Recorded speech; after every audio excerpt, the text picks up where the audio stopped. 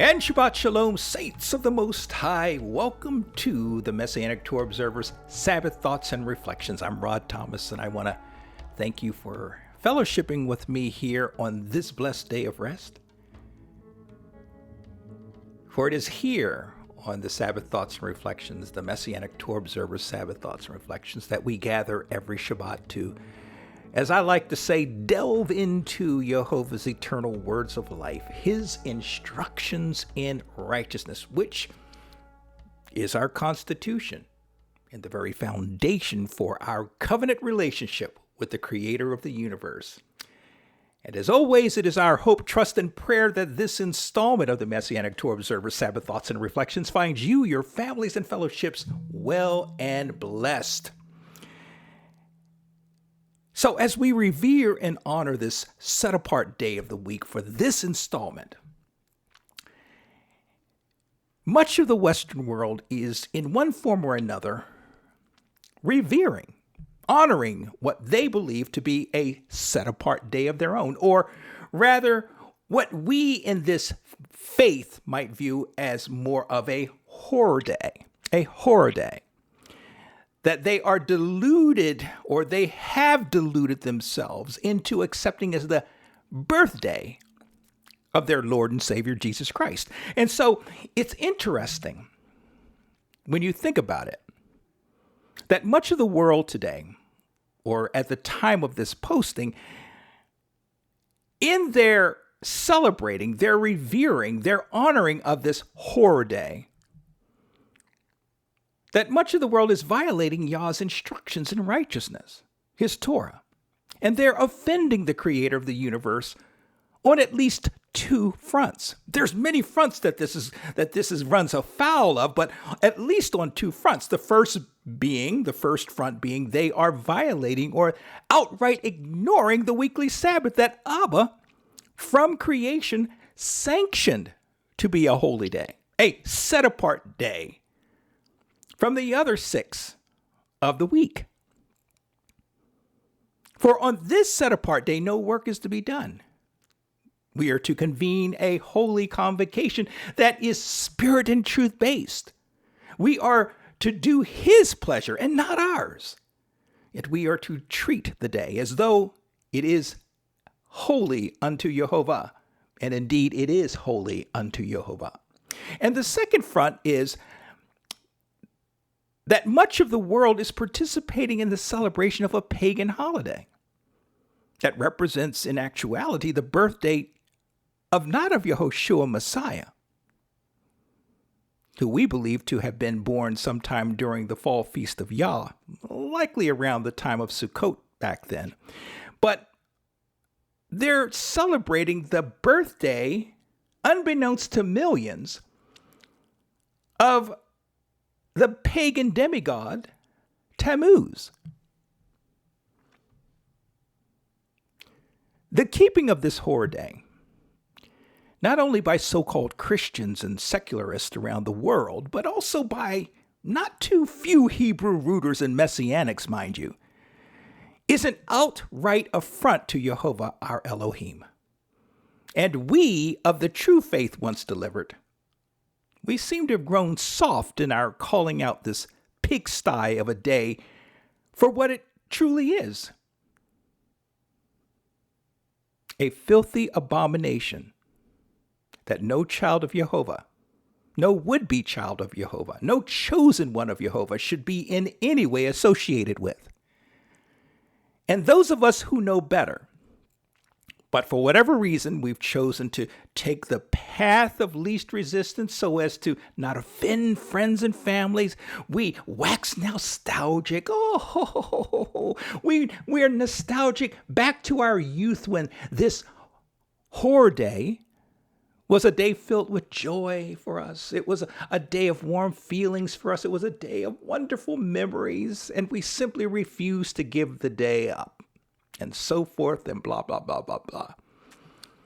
Choosing to seek our own pleasure on his set-apart day, we are not only setting ourselves up to forfeit Yah's covenant blessings, but also to receive his wrath and judgment. as stipulated in Isaiah chapter 58, verses 13 and 14. And this strikes ever so close to home to me, as I have at least one family member who is well versed in Yah's ways, in the commandments and instructions in righteousness, and for a time observed these set apart days and Yah's set apart holy feast, and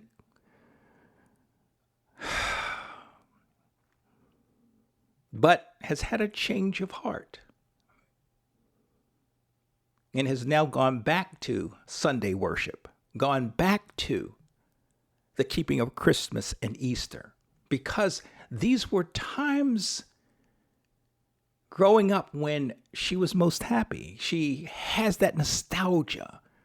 It's just so much easier to just go with the flow of denominationalism, of secularism, or what have you. And it's sad. It's so sad that once you've tasted of truth and you've lived and walked in that truth, to then go back to the vomit that you once lived in. It's, what can you say? It's heartrending. But, everyone is on a journey of their own. And everyone has to make up their own mind. Everyone is responsible for their lives. And all we can do is pray, intercede on their behalf, and above all else, double down on our conviction, double down on our living righteous lives. Don't give an inch, but model for the world, as Yehoshua modeled for us, how to live in accordance with his ways. And so here at the Messianic Torah Observer, along with a great many of you, stand firm against this affront to Yah and his ways. And we instead turn our focus and our hearts toward him and his ways. For it is here in his true presence, his word, his way of life, that we find true peace, truth, understanding, blessings, joy, fulfillment, salvation, justification, righteousness, fellowship. So, indeed, as we are all here in the right place at the right time, and we aim to honor Yah in our focus, discussion, praise, and convocation. Let's open with prayer. Abba, Father, we come to you on this blessed day of rest with thanksgiving, with love, and with devotion. Thanking you, Father, for making it possible for us to have this relationship with you, this covenant relationship that so many billions on the planet have no clue about, have no thought about, much less any concern for. Thank you, Father, for this gift of faith, this gift of covenant, this gift of your word and your way of life. Thank you for this fellowship today. And we ask, Father, that your will be done here on this forum as it is in heaven. Open our eyes to see, our ears to hear, our mind to understand, and hearts to receive that which you have for us. Sanctify this time together. Sanctify these words that will come out of this discussion. And help us to internalize, to meditate on your word, and then apply it to our walk, so that we may glorify you here on earth image you here on earth and make you proud. We love you, Father, and we give you praise. Hallelujah. Hallelujah. Praise you, Father. Okay, let's get into this. Well, this is Yehovah-The God Who Sees. Yehovah-The God Who Sees, and it is the 13th parsha of our 3-year Torah reading cycle. And the whole of the reading is contained in Genesis chapter 16, verses 1 through 16. 16 verses! And in our reading today, we're led to think and reflect on the themes of trusting faith, respect, not so much respect for Father, although we absolutely must revere and respect Father as our sovereign, but respect for one another, respect for those who may be working for us and with us, respect for our family members, respect all around on this plane, on this level, patience and perseverance, responsibility. You know, so many of us come into faith and we feel that our responsibility is only to Father, so we shirk all of our other responsibilities on earth. Responsibilities to our family, responsibility to our jobs, responsibilities that we have promised to do, to fulfill, to keep. Themes of honor. The themes of the spirit realm intersecting with the physical realm. Promise and promises. And sonship. Sonship. Given that our reading this week is just 16 verses, we'll read all 16 verses for the sake of time and focus of study. We will read and then discuss each verse sequentially. As in the previous 12 Torah readings of this cycle, I will be reading from Robert Alter's The 5 Books of Moses. However, if you are led to follow along with me, you can certainly use whichever English translation suits you. It's all good. I don't live and die by the Robert Alter translation of the Bible, by the way. It just happens to be one of my go-to resources when I'm studying scripture. I do have a number. And you know what? One day I'm thinking of putting on the website, www.themessianictorahobserver.org. On that website, putting maybe somewhere on its own page on the website, some of my favorite resources so that you all can kind of understand where I'm coming from, what resources I use, what resources I recommend, those types of things. But we will begin this discussion with verse 1 of the 16th chapter of Genesis. And it reads, "Now Sarai, Abram's wife, had borne him no children, and she had an Egyptian slave girl named Hagar, or Hagar. In some translations, like the Septuagint, Hagar is referenced as Agar, without the H, Agar. But for our purposes, we will stick with Hagar. Now, the text here is silent as it relates to Avram and Sarai for some 10 years. And I'm kind of getting ahead of myself with this 10-year mention, because in verse 3, it mentions that all of this takes place 10 years after the covenant was put forth to Abram, or Avram. So,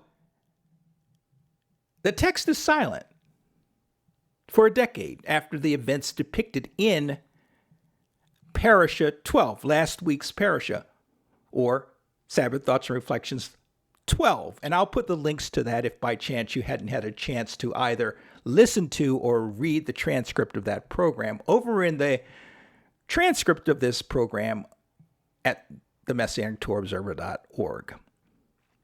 But the covenant promises were cut at that time, 10 years ago. They were cut and certified. And it was certified via blood sacrifices. Yet, up to this point, here in our parsha today, no heir had or has emerged for the couple.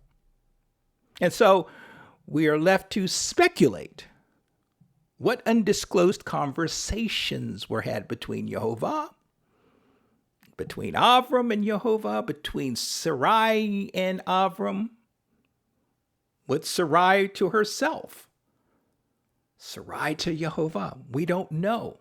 The text is silent concerning the promises of that covenant, if any conversations that were had. What thoughts, what feelings, what doubts, frustrations, fears, concerns lingered during those long years in Hebron. Surely, our previous parshas, our previous reading highlighted, headline was that Avram trusted Yehovah. Avram trusted Yehovah. And because of that trust, Avram was reckoned righteous by the court of heaven. Genesis chapter 15, verse 6. And maybe that trust endured for the ensuing decade untarnished, undiminished. And wouldn't that be amazing and entirely uncharacteristic of the general human makeup and condition? Because faith is a hard thing to maintain. Let's be real. Trusting faith is hard to maintain. But as it relates to this question of an untarnished or an undiminished, or I should say of an undiminished faith on the part of Avram and Sarai, leading up to our Torah reading here today, we can only speculate. And I say that because we've been conditioned to elevate the patriarchs to superhuman status. They can do no wrong. Oh, we'll highlight some of the little nuances of their wrong, but we kind of overlook those. And it's okay to overlook them as long as they're in proper perspective. But we have this understanding of Avram that he was a man of superior and supreme faith. It's almost as if it's impossible for Avram to have a lapse in faith, in trusting Father. But we've seen a few examples that maybe, just maybe, Avram had a few lapses in his faith, in his trusting of Yah and his promises. And I would offer here that maybe these 10 years of no son being born to the couple was a season of testing. A season of testing. Just a thought. Interestingly, the extra-biblical text of Jasher and Jubilees remains silent on these 10 years. Jubilees, however, treats Genesis chapter 15, last week's Parsha chapter, and this week's Parsha chapter 16, as a continuous unbroken set of events without any break in time, which I found interesting. In fact, according to Jubilees, Avram joyfully tells Sarai of the promise of a son as revealed to him by Yah.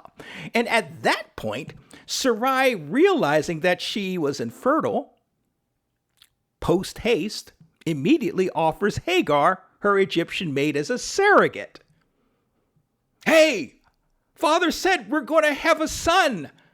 He promised me a son. And so, according to this Jubilees text, Sarah says, how is that going to happen? I better get this done. I got to get this fixed. So she goes and we'll use Hagar as the means of fulfilling that covenant. Now, in all fairness, Jubilees doesn't come out and say that the way I just said it, but it kind of gives that hint.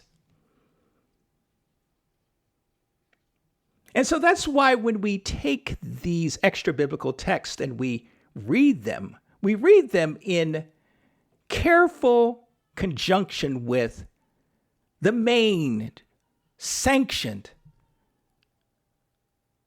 text of the 66 special, the Bibles that we have,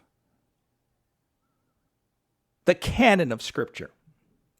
And we take these extra biblical texts with a measure of caution, prayerful discernment. So the narrative begins here in verse 1 with a rather blunt statement of fact.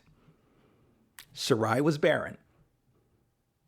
Sarai possessed a slave girl, or handmaid as the Jewish Publication Society and other English translations describe her. And this slave girl's name was Hagar. Now, the traditional English rendering of Hagar being a handmaid or handmaiden, well, it creates some degree of misleading.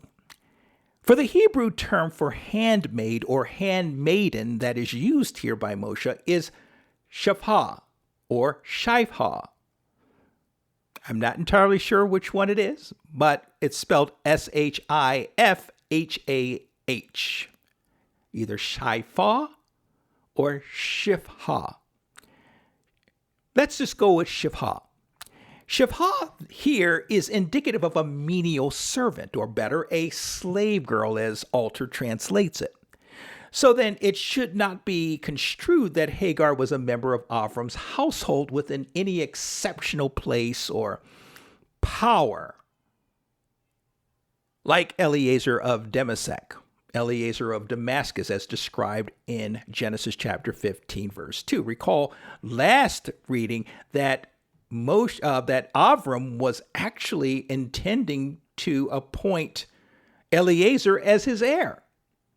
So Eliezer of Damascus or Damascus was essentially a very prominent member of Avram's household. So servants had varying levels of status in a well-to-do home. And so right off the bat here, we should be able to see potential for problems, given the relationship that existed between Hagar and Sarai. Sarai can't have children, but oh look, Sarai has a slave girl. What could possibly go wrong with this equation, you wonder? Here's an interesting tidbit. In the extra-biblical book of Jasher, chapter 15, verses 23 through 36, the text records that Hagar was given unto Sarai as a handmaid by Pharaoh during the couple's challenging times in Egypt, well over a decade previous to this event. Rashi, arguably the most renowned rabbi in Jewish history, fancifully asserts that Hagar was the daughter of this same Pharaoh, whom he records as saying, quote, "Better that my daughter be a maid in this house," speaking of Avram's house, "than a mistress in a different house," end quote. This is Midrash Rabbah, chapter 45, verse 1. As interesting an assertion as this may be, there is absolutely no evidence that this is at all true. Beyond the fact of there being no biblical support for Hagar being of such high breeding, Avram and Sarai placing Hagar in the house position of slave girl does not sensibly support such a claim. It is clear from Moshe's use of the term shafah or shifha that Hagar's vocation was that of a menial servant in Avram's home. Let's go on over to verse 2. And it reads, "And Sarai said to Abram, Look, pray. The Lord has kept me from bearing children. Pray, come to bed with my slave girl. Perhaps I shall be built up through her. And Abram heeded the voice of Sarai. It should be understood that in the ancient Near East, childlessness was viewed and treated as a family calamity. In particular, a personal disgrace to the woman or wife of the house. Furthermore, female slaves, such as we have here with Hagar, were generally the property of the wife. So it was within Sarai's purview and wherewithal, given the common practice of her day, of the ancient Near East, to give her slave girl, her slave, her handmaid Hagar, over to Avram as a wife and surrogate.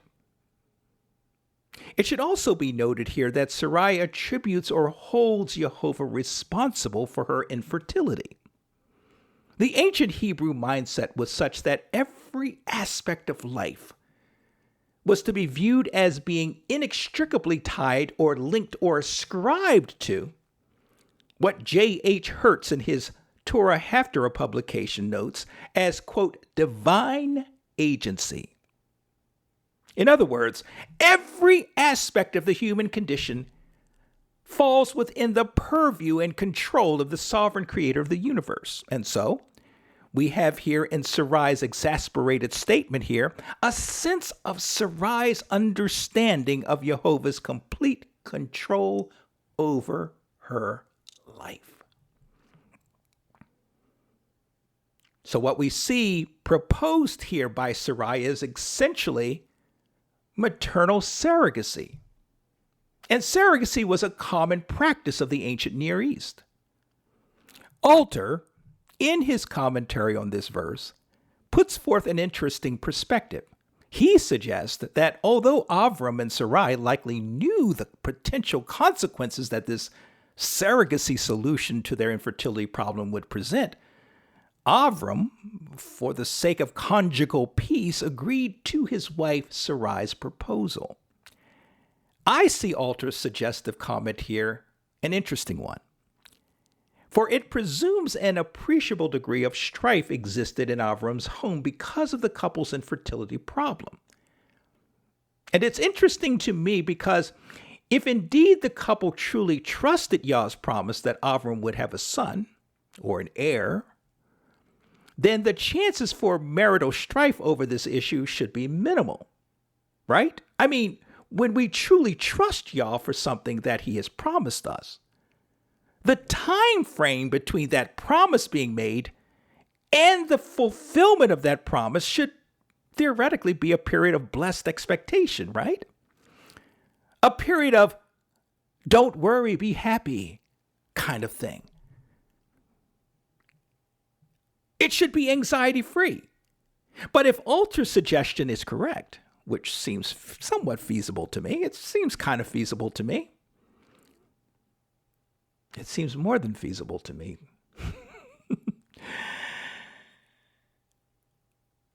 Then Avram's and Sarah's or Sarai's faithful expectation of the fulfillment of this promise over the course of those 10 years may have worn somewhat thin. Just maybe. We should not overlook the fact that Yehovah promised Avram a biological son. And I'm referencing back to Genesis chapter 15. And we discussed Genesis chapter 15 in our last post, our last Sabbath Thoughts and Reflections, number 12. In making this covenant promise to Avram, if we are careful in our reading of that promise, we'll find that nowhere was Sarah mentioned.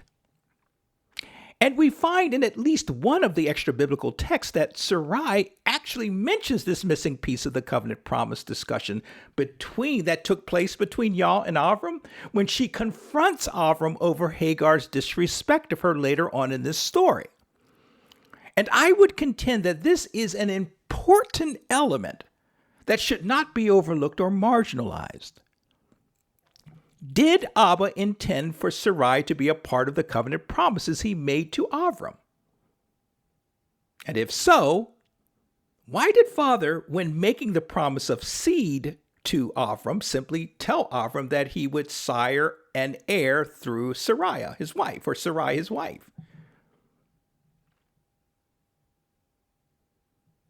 The answer to this question obviously cannot be answered based on the content of the text. Clearly, Abba meant for Sarai to birth the chosen seed of Avram, who will be Yitzchak or Isaac. So she was going to be a part of the covenant. Indeed. But by Yah leaving this critical element out of the promise discussion with Avram, it would either force the couple to trust that Yah would fulfill his promise to Avram within the framework of his sacred institution of marriage, the union between one man and one woman, or trust that the promise would be fulfilled, but be fulfilled through means of the couple's own devising. Clearly, the couple initially believed Yah would fulfill his promise of an heir or son within the confines of their marriage union. But as I suggested earlier, maybe Sarai's faith had waned so much over those years, and she sought to bring about the promise of a son or heir via a path of least resistance, namely that of surrogacy. Indeed, the nuances of the home environment over this infertility issue is supposition on our part. But it does introduce into our discussion the thinking that maybe Yah was testing Avram, testing Sarai. Avram's covenant relationship with Yehovah was filled with tests. I believe it was the extra-biblical book of Jubilees that actually stated that over the course of Avram's relationship with Yehovah, Yah tested Avram some 10 or so times. We know that Yah is a tester of the hearts of those who would be his. Jeremiah chapter 17, verses 9 and 10. The heart is more deceitful than all else and is desperately sick. Who can understand it? I, Yehovah, search the heart. I test the mind, even to give to each man according to his ways, according to the results of his deeds. And so in this case, I would say that it is quite conceivable that Abba was testing Avram's patience and endurance on this matter. Would Avram trust him to fulfill the promise of a son even after many, many years have passed without the fulfillment of that promise? And to do so with Sarai, his wife? To do so within the framework of the sanctioned marriage union? What would have been the benefits of Avram's trusting faith playing out to the end, the fruition of the promise, without his or Sarai's direct intervention? We can only surmise. And we shouldn't overlook that as more and more time passed between the time the promise was made and the fulfillment of that promise, 10 years at least, that the couple would find themselves well past childbearing years, I should say.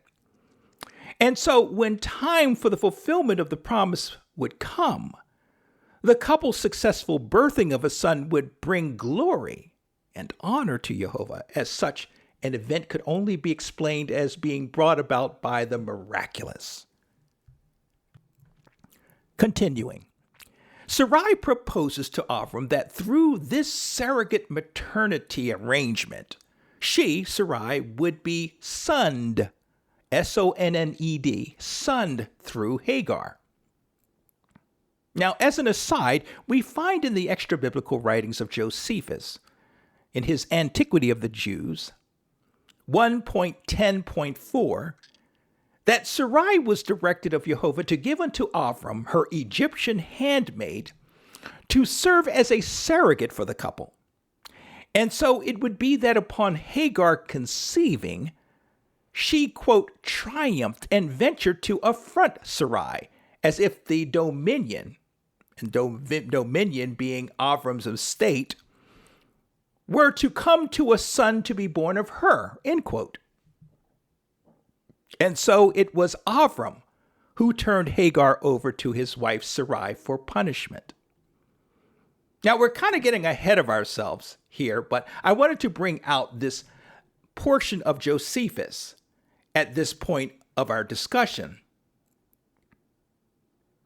because Josephus reflects in some ways first century rabbinic Torah thinking.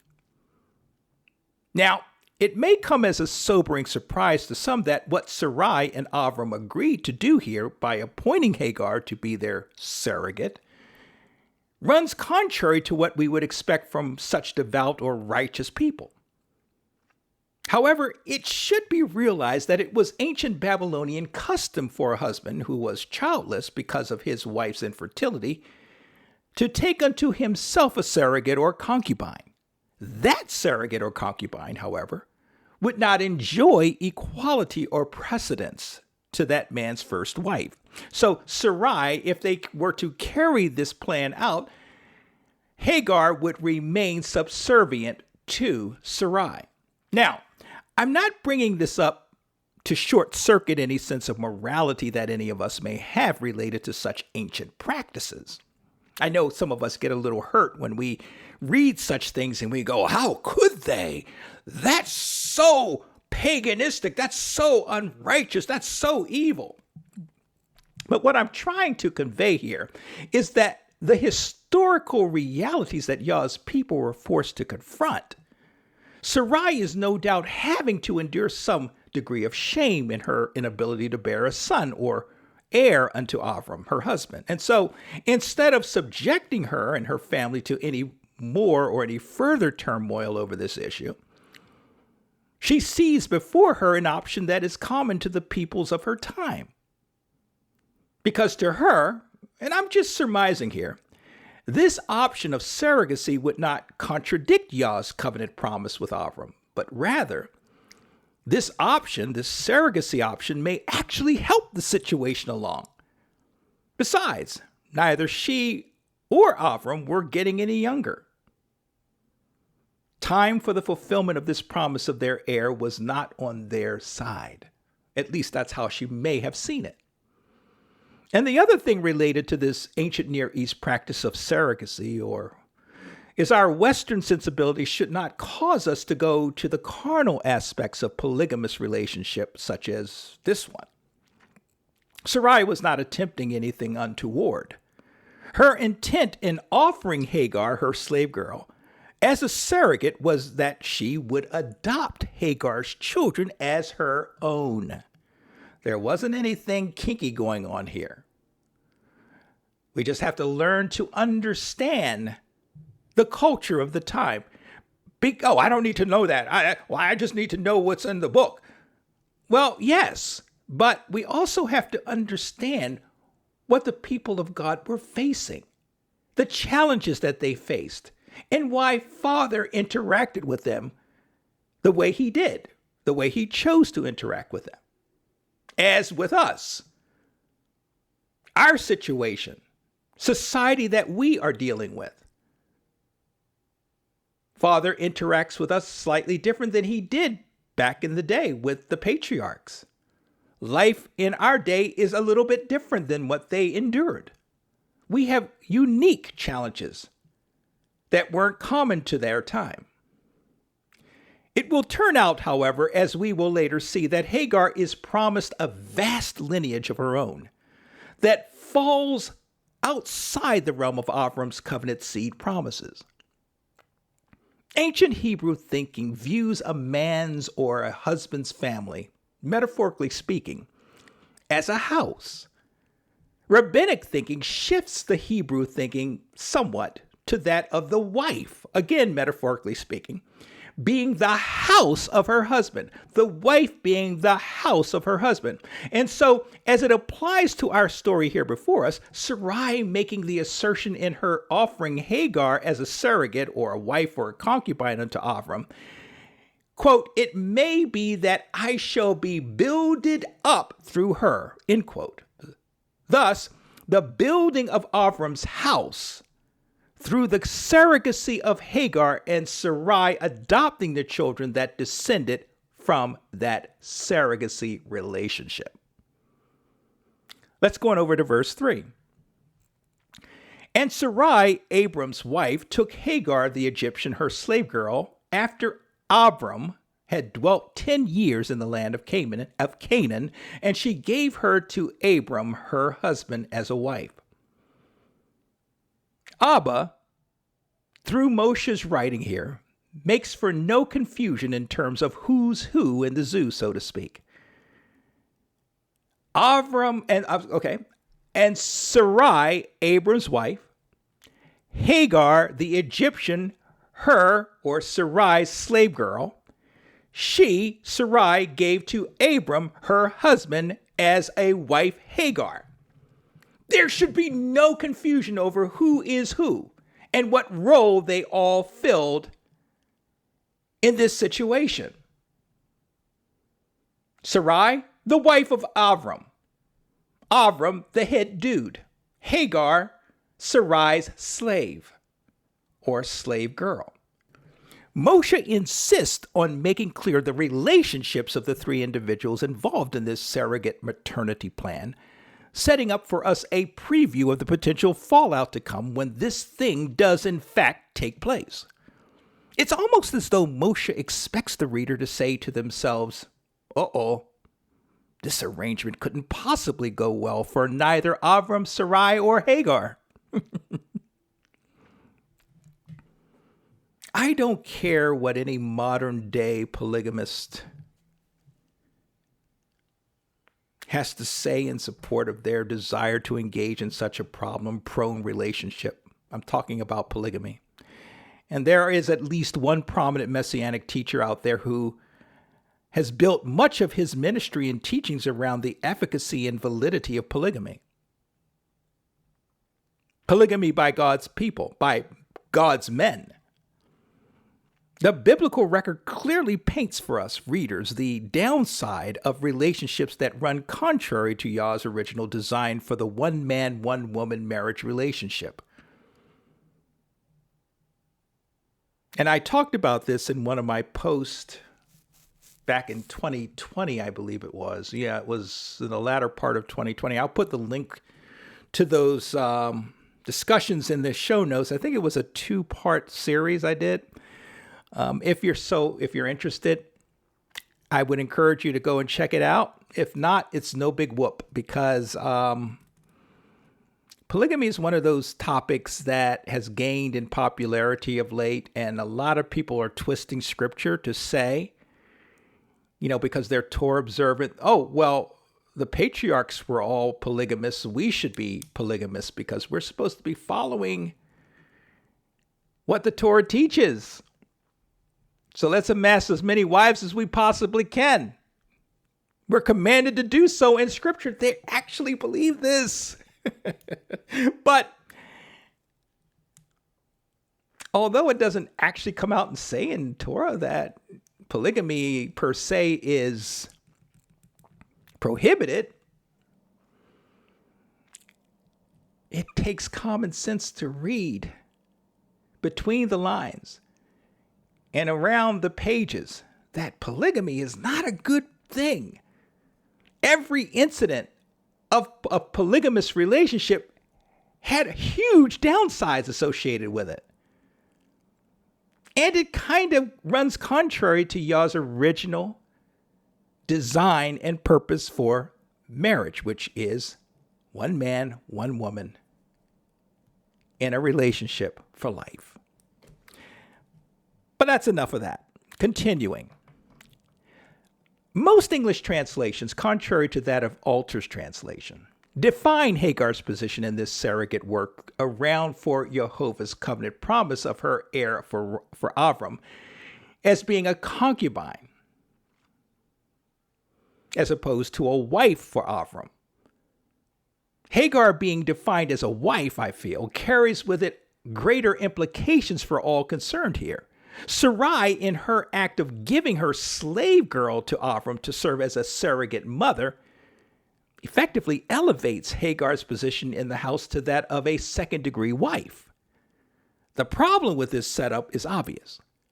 Given that a woman's ability to bear children played such a major role in ancient Near East societal norms and customs, Sarai's primary wife position in the household could potentially be threatened by Hagar's ability to bear children unto Avram. Again, this thing can't go well for any concerned. The Hebrew term that would generally be used for concubine is pilegesh, which is not used here in this text. Instead, what is used here in this text is the Hebrew title used to categorize Hagar as the same Hebrew term used to title Sarai, which is Isha, or wife in modern English. And so Sarai gave her slave girl Hagar to her husband Avram to serve as a secondary, in context, a surrogate wife. Rashi asserts that the mention of, quote, at the end of 10 years, end quote, here in our reading serves as a marker.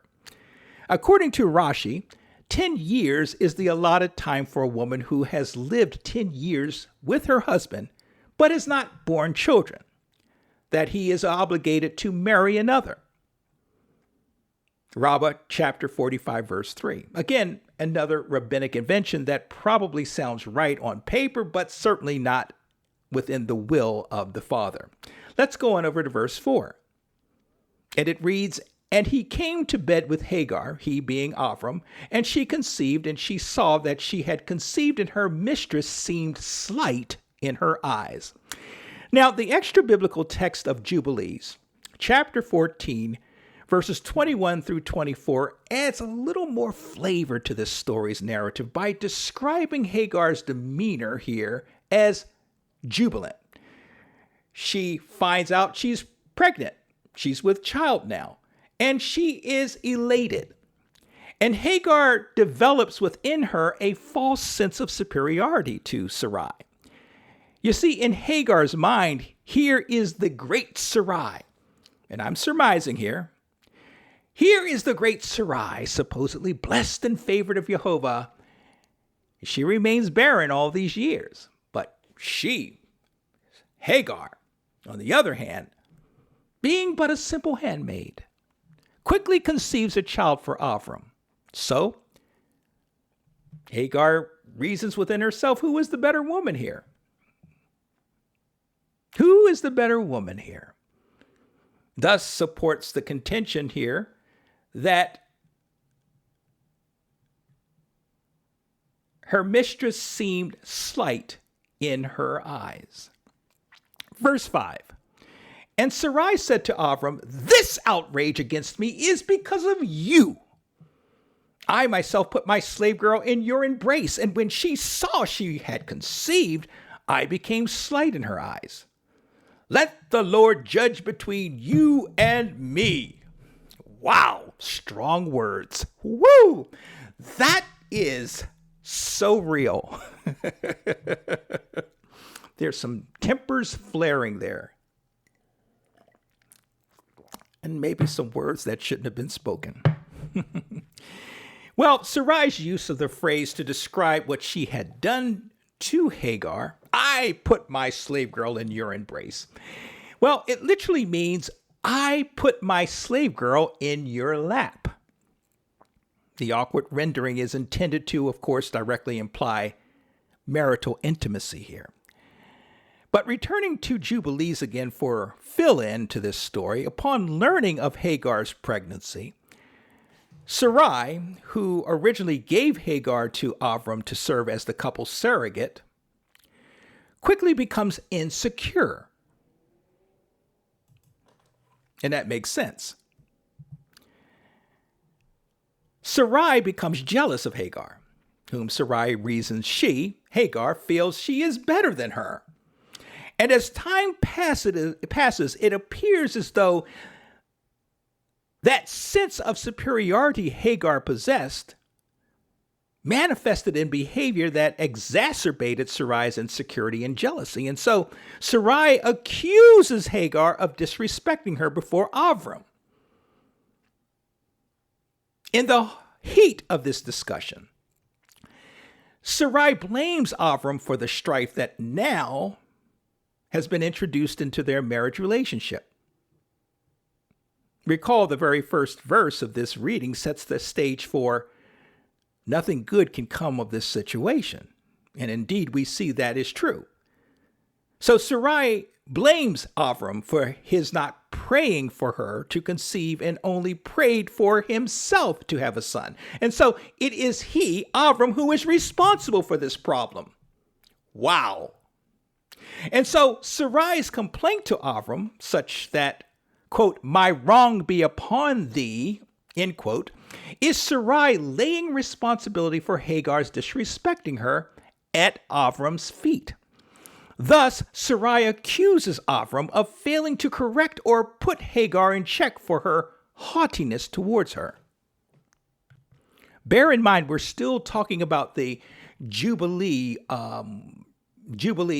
rendering of this passage, this little flavor that Jubilees has for this story. But Avram, wishing to resolve this dispute diplomatically, the old level-headed, diplomatic Avram, what a wonderful, wonderful dad. He's so diplomatic, so calm, so peaceful. Well, he applies the brakes to the situation by placing the handling of the situation on Sarai's shoulder. It's indeed interesting that Avram does not become defensive, nor does he attempt to disavow or reject any part he played in this debacle. And so Avram returns to Sarai full authority over Hagar, despite one, Hagar having previously been given to him by Sarai as a wife, and two, despite Hagar now carrying his heir, his child, in her womb. So when it comes to family issues, we see that Avram, the great patriarch of faith, seems somewhat soft. Recall the conflict he had with his nephew Lot a decade previously, and how he allowed Lot to have choice of the land for grazing rights. Avram had every right to tell Lot how things were going to be, but he was in charge. But he allowed Lot to take control of the situation. And so here he listened to Sarai and took Hagar as a surrogate, which also means as a wife. Was he trying to appease Sarai, who was no doubt having some internal issues over being infertile? Recall also how Avram convinced Sarai to go along with the ruse that she was his sister as they went down to Egypt to escape the famine that had gripped the region. There's this strand of softness that haunts Avram's life throughout the biblical text. And now we have Avram turning away from Hagar, the mother of his child, in order to regain the peace that we can surmise previously existed in their home. So instead of taking responsibility and control of the situation, he gives it over to his wife to deal with. And we see that in every such occasion in which Avram shirks his responsibility to take control of the situation, things have a tendency to go south for him and his family, somewhat. Verse 6. And Avram said to Sarai, look, your slave girl is in your hands. Do to her whatever you think right. And Sarai harassed her, and she fled from her, her being Sarai. Rabbinic thinking suggests that Sarai's harshness towards Hagar resulted in Hagar giving birth to a son who would be the patriarch of an antagonistic nation or race that would be the bane of Yisrael's existence in perpetuity. In other words, ancient Yisrael's many enemy challenges can be attributed in part to Sarai's harsh treatment of Hagar. Another rabbinic fabrication. Verse 7. And the Lord's messenger found her, her being Hagar, by a spring of water in the wilderness, by the spring on the way to Shur.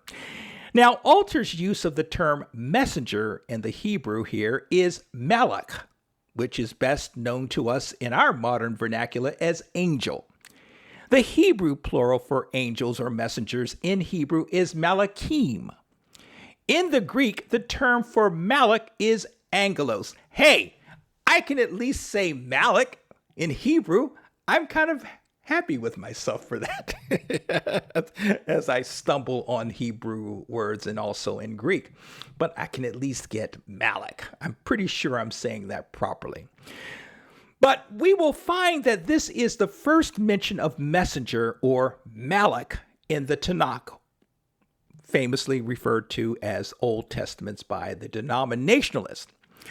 As it relates to who or what Malachim are, who angels are, some of the Jewish sages saw them as beings that were split off from or that emanated from Yehovah. That being the case, in some Jewish minds, Malachim, angels in plural, should not be distinguished from Yehovah in the scriptural record. Along this same line, J.H. Hertz, in his Torah Haftarah publication, asserts that in some instances, the angel of the Lord denotes Yehovah himself appearing before the individual in question and speaking directly to them. In other words, this angel of the Lord is really Yehovah himself. But all indications are that the pregnant Hagar here was heading south to her home country, Egypt. The text notes that Hagar was headed towards Shur, which Alter denotes is the northern fortification or wall of Egypt. Verse 8, and he, the messenger, said, Hagar, slave girl of Sarai, where have you come from and where are you going? I find it interesting that Yah reports the Malak here as addressing Hagar by her former or previous vocation. Hagar, slave girl of Sarai. And the Malak asks slave girl Hagar where she's coming from and where she's going. It stands to reason that if the Malak knew the woman's name and knew the woman's former vocation, and knew her present location, which is here in the wilderness, heading towards the area of Shur and the northern fortification of Egypt, the Malak would have to know the answers to these questions, these two questions he posed her. So why did he ask her these obvious questions? I suggest that the posing of these two questions was critical to the conversation that the Malak was engaging Hagar in. In fact, it was important to this conversation that Hagar verbalize what was going on inside of her at the moment. She, Hagar, had to come to terms with what she was doing in respect to the conflict that erupted between Sarai and Avram. J.H. Hertz seems to agree with me along these lines.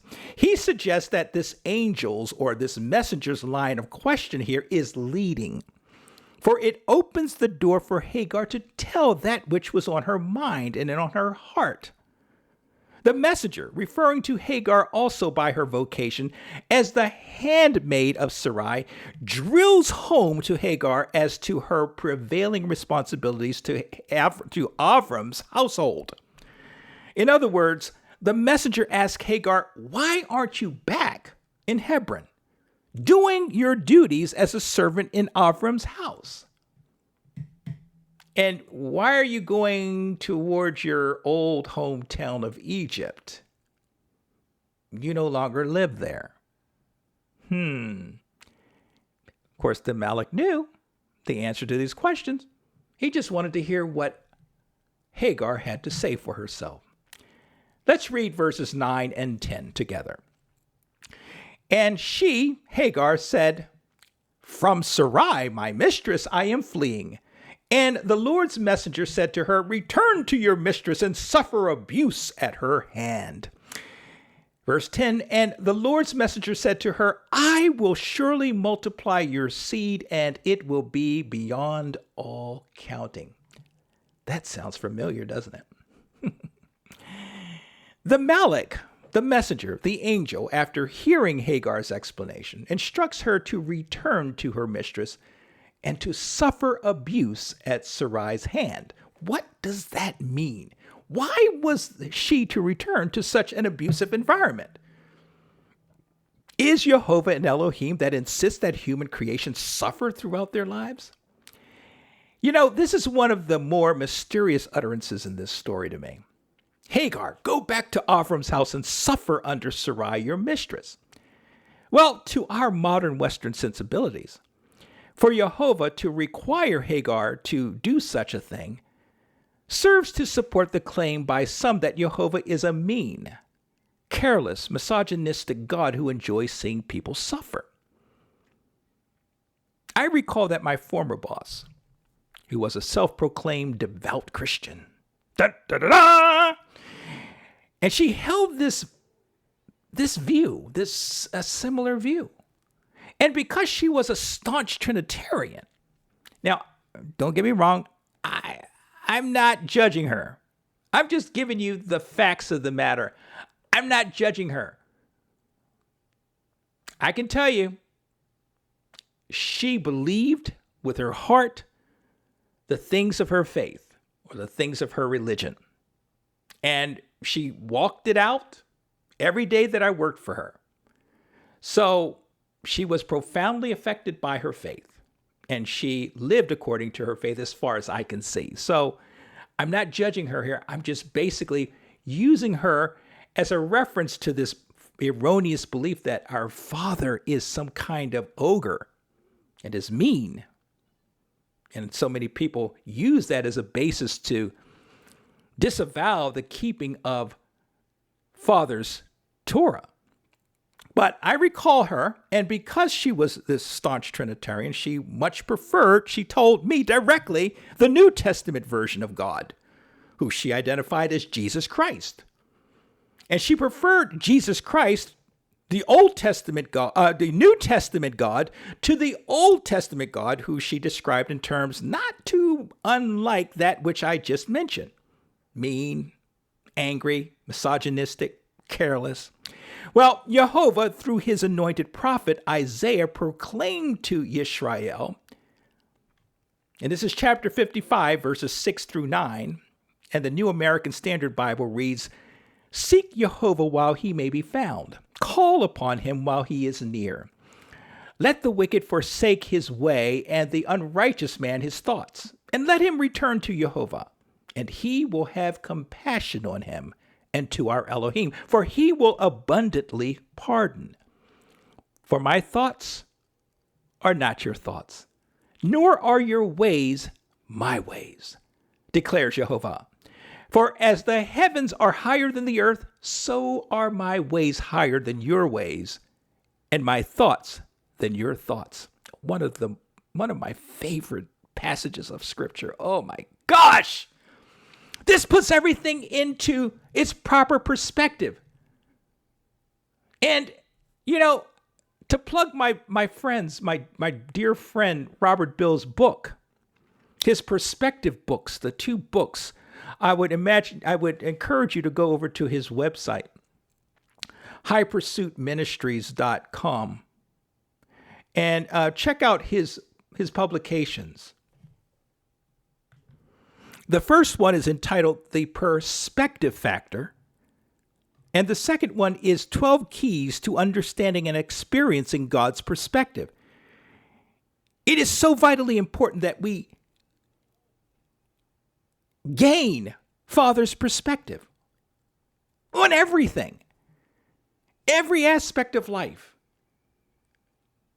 Despite Yehovah's ways being foreign to our carnal selves, it is important that we make every effort to gain an understanding of how he sees things, how he views things, how he feels about things. And we need to incorporate that into our way of living and how we live and how we interact with one another, how we interact with him.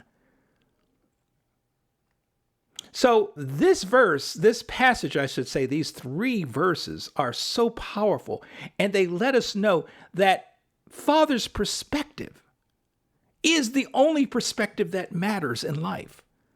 And I would again encourage you to pick up either of these books or both of them. I've read them both, and I've thoroughly enjoyed them. In fact, I'm planning on going back and rereading them to really tease apart the nuances of his understanding of Father's perspective and how we are to apply them to our lives.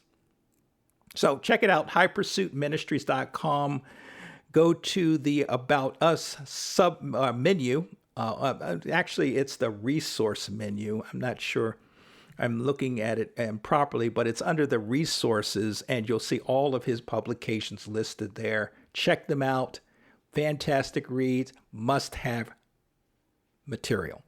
Okay, but along this line of reasoning, though, we must understand, in one perspective, the whole of human history is a great woven tapestry. And Yah knows every aspect, every thread, every stitch, every color, every nuance of that tapestry, and has known all there is to know about this tapestry from the very foundation of time, the foundations of this earth.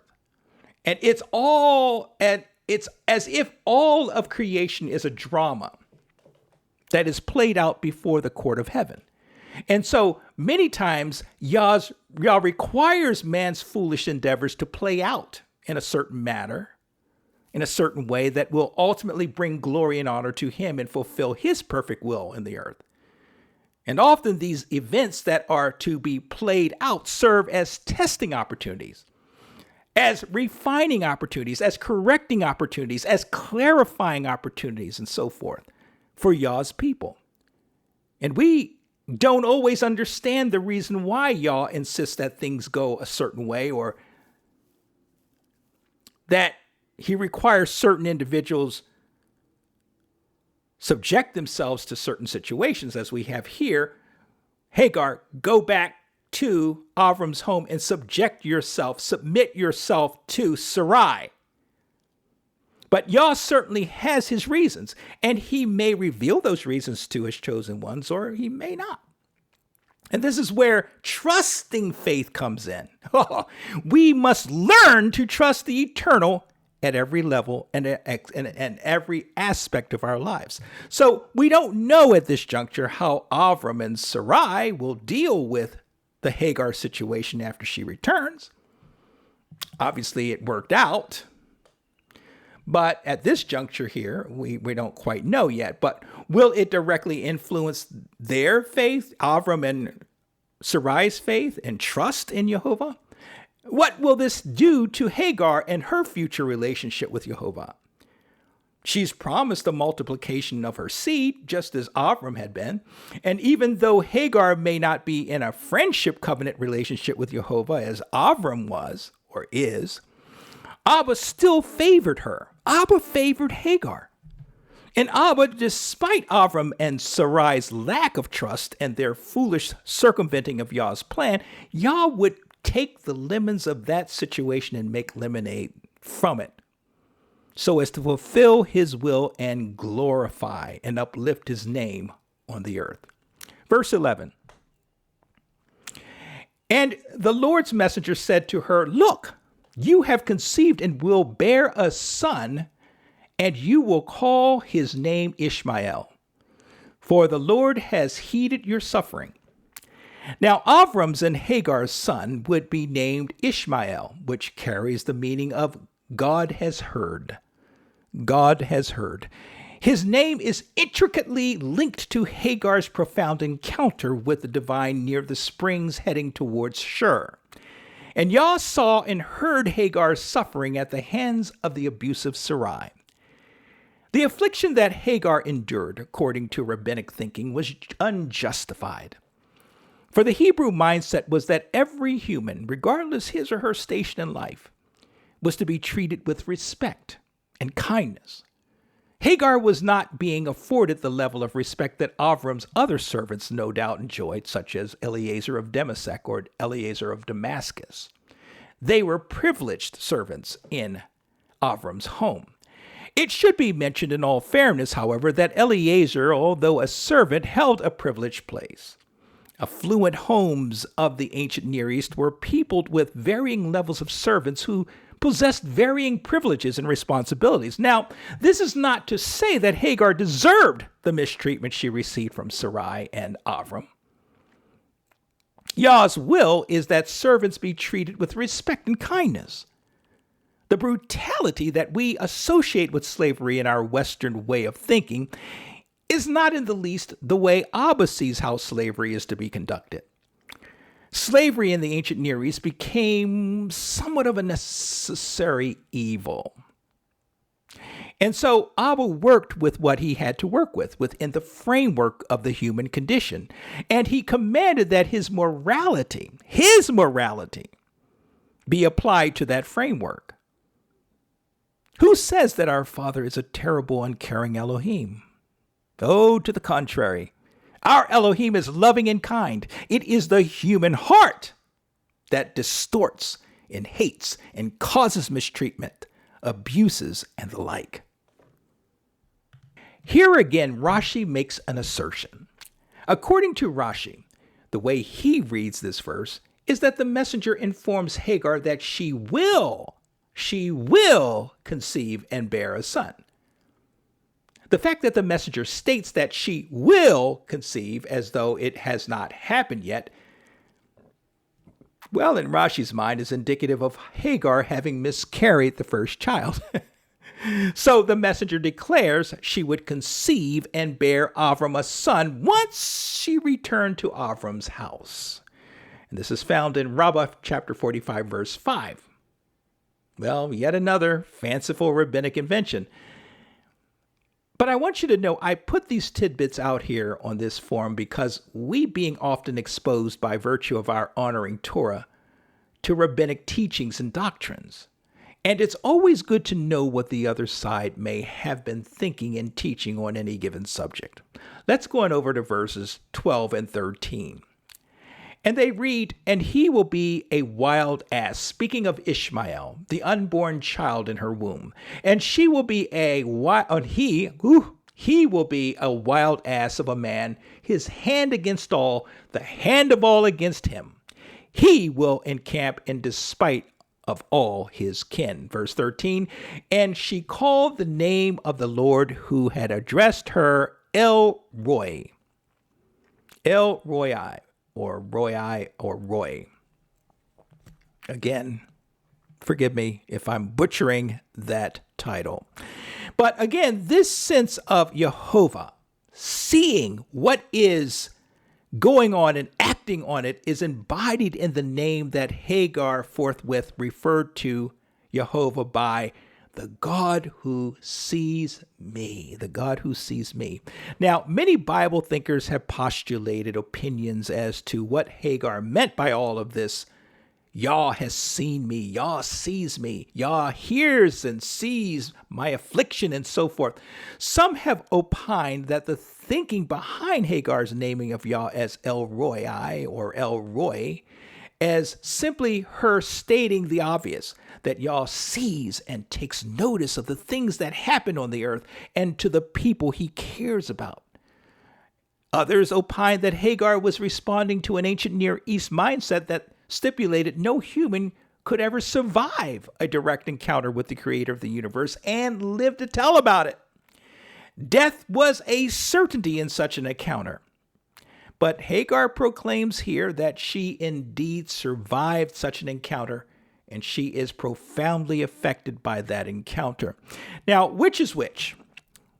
Was it a question in Hagar's mind of having survived an encounter with the divine, or was it simply that she was amazed by Father hearing and seeing her affliction and responding to it with such love and care? I don't know fully which is which. I can see both sides. So I'm on the fence here. I'm on the fence. And I see some evidence for both. And I think both assertions have equal merit. So I do tend to favor this thinking of this encountering the divine and surviving it, because we see this kind of hinted at throughout the Tanakh, this understanding that developed in the ancient Near East that if you see the divine or interact with him or encounter him personally, you're going to die. So to actually have a divine interaction or an encounter was a rare thing. And when it happened, it usually was, it portended or something really bad happening to you. So I kind of favor that, but I can also appreciate this understanding that Yah sees the injustices that go on to the disadvantage, to those folks who are disadvantaged, who are just that fall through the cracks in society, that are abused, that are mistreated, that are forgotten, and he sees it and he deals with it. That is a beautiful thing.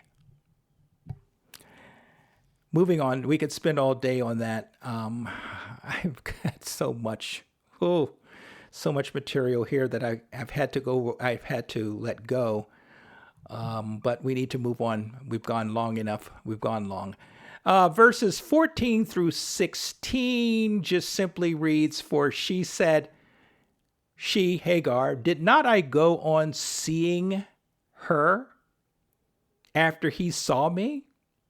Did not I go on seeing her after he saw me? Therefore is the well called Beer Lahai Roy, which is between Kadesh and Bered." In verse 15, "And Hagar bore a son to Avram, and Avram called his son whom Hagar had born Ishmael." And lastly, verse 16, "And Avram was 86 years old when Hagar bore Ishmael to Avram." Pretty self-explanatory. So in bringing this to a close, this discussion, let's look at the practical messianic halakha to be had from our reading. Because we can read Torah all day, but if we don't apply it to our lives in a way of spirit and truth, then it's just an endeavor of just reading and accumulating information. But it is important to understand what we're reading and to glean from it those pearls, those principles of life that Father wants to share with us. Trusting faith should never be glossed over by a God helps those who help themselves mentality. Let me say that again. Trusting faith should never be glossed over by a God helps those who help themselves mentality. It falls to us to look to Yehovah whenever we have questions related to this or to his promises. And Abba may clarify and answer our questions, or he may be silent on the issue. Clearly, if Abba clarifies or answers our questions and concerns, we as his child are required to fall in line with his instructions. We are required to obey him and do that which he instructs us to do. On the other hand, if Yah remains silent on the issue, we are encouraged to continue pressing the issue with Abba until he answers.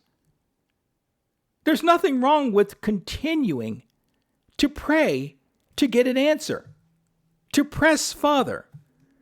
This idea that you only ask him once and then you got to leave it alone is not biblical.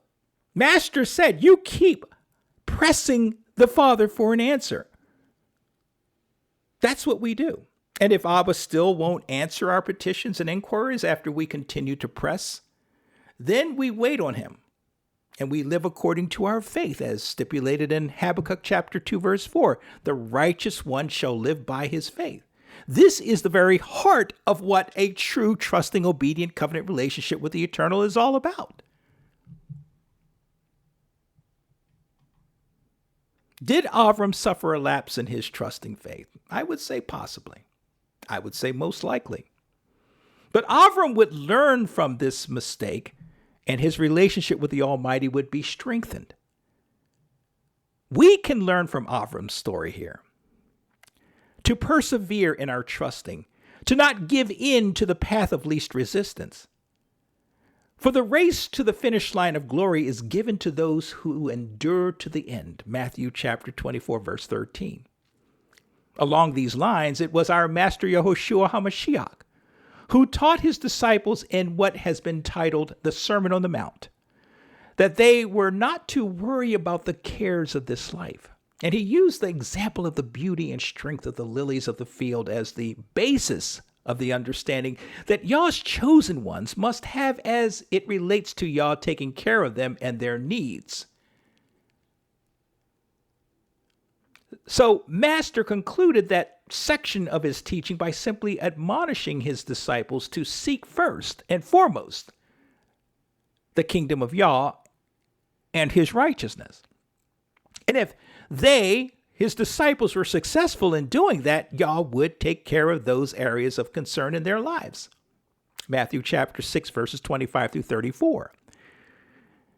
So one can only wonder if Avram would have had this teaching, if he would have had this teaching delivered to him before this incident went down. Would he have gone ahead with that surrogacy plan? Just thoughts and reflections here, friends.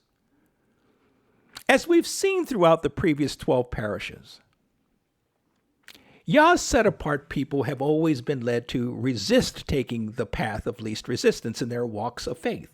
Avram's chosen path to fulfilling Yah's covenant promise of a seed by which he could pass on his vast wealth to was the common path taken by his Chaldean kinsmen.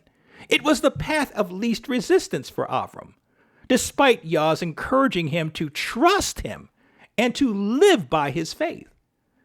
Indeed, trusting Yah is never easy. And when we choose the path of least resistance to address the cares of our lives, the outcome to that is invariably problematic. Case in point. Today, society insists that Yah's elect conform to the ways of established society. Do what all the cool kids are doing. Take the vaccine. Reject or shelve your faith convictions for the good of the cause. Adopt the popular liberal global mindset of cancel culture, the LGBTQ agenda, critical race theory, the villainizing of Yah's instructions in righteousness, and so forth. For it is put forth by the power brokers of this world today that if Yah's people do that which they demand, life for them will be so much easier and enjoyable. For these power brokers, these evil ones, no one should have to make the impossible decision to be singled out and be ostracized by society. To these, culture must displace conviction, displace truth, displace faith, displace hope, love, peace, obedience to Yah's instructions, and loyalty to one's covenant relationship with him. These people want to eliminate this. And they want us to put all our trust and hope and our money in them. The evil power brokers demand that Yah's elect compromise their faithful, obedient covenant relationship with Yehovah. But we, who are his, know that Abba will not share his glory with any other being. Isaiah chapter 42, verse 8. But along these lines, it was again our master, Yeshua, who warned that no one, after putting his hand to the plow and looking back, is fit for the kingdom of Yah.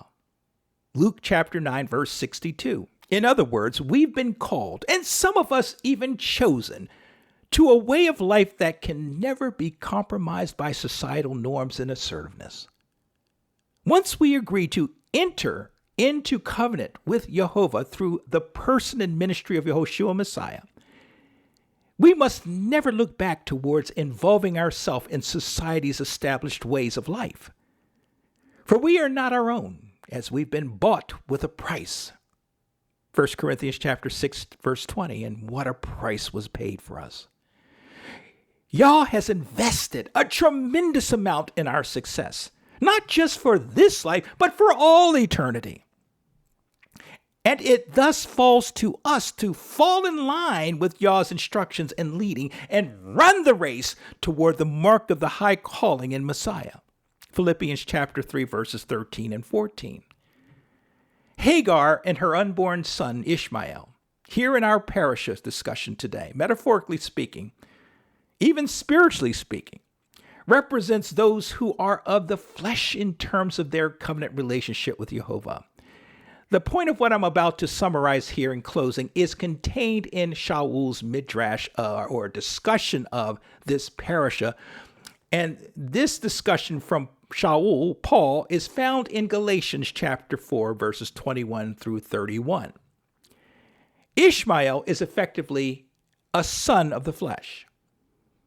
He was born as a result of Avram's and Sarai's surrogacy plan. Yitzhak, otherwise known to us as Isaac, as we will see in the next few parashah discussions, will be a son of the promise, essentially a son of the Spirit, as his birth was the result of the miraculous. Both Sarai and Avram were beyond their reasonable childbearing years, and Sarai was infertile. But looking back for just a moment to Ishmael, Ishmael in Shaul's metaphorical teaching represents those who profess to belong to Yehovah, but who instead of having a trusting relationship with Yehovah, they trust in the works of the law for their salvation, their heritage in their culture as a Jew, their possessions, their religion, their relationships, their ideologies, and so forth. In other words, these are children of the flesh. And so, on to Yishak, or Isaac, those of us who have entered into a covenant relationship with Yehovah through Yehoshua, we place our trust not upon those things enumerated above by the sons of the flesh, but rather our trust rests in the person and work of Master Yehoshua Messiah. Our trust rests in the person of Yehovah, our Elohim. Our trust rests in Yah's eternal words of truth and life. And so, by us being children of promise, we are being saved and we're being justified before the court of heaven as a result of our trusting in Yah and his son, Yehoshua Messiah. And those who are sons of the flesh will be as Ishmael and Hagar were, always slaves in one form or another. Those of us who are sons of promise, we are free forever, free indeed. And it is along the lines of this premise that we will part with Yehoshua's description of Yah's true children.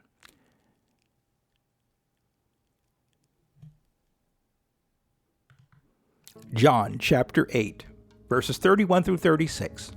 And the New American Standard Bible reads, "So Yeshua was saying to those Jews who had believed him, 'If you continue in my word, then you are truly disciples of mine,' verse 32.